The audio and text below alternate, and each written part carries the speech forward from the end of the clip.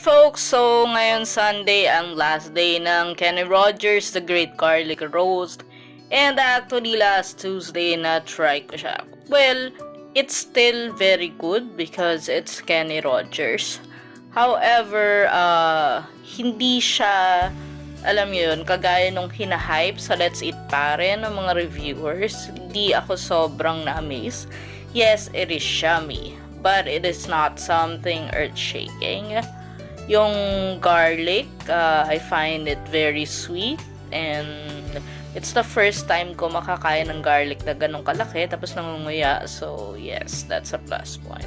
But other than that, yun lang ang masasabi ko. As usual, juicy, di ba, malaki. By the way, review ko na rin yung bago ng Kenny's na side dish na smoked carrot something.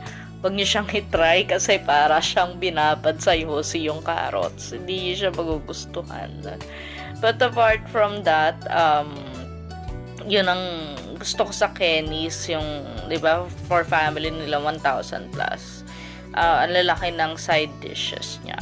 So far naman, pag in-order niyo siya, sulit pa rin naman. Kaya nga lang, kung naghahanap talaga kayo na parang, wow, ganyan. Parang mas masarap pa nga yung chimichurri dati nila na collab eh. So, looking forward pa rin kung ano yung next collab ng Kenny's. That's it!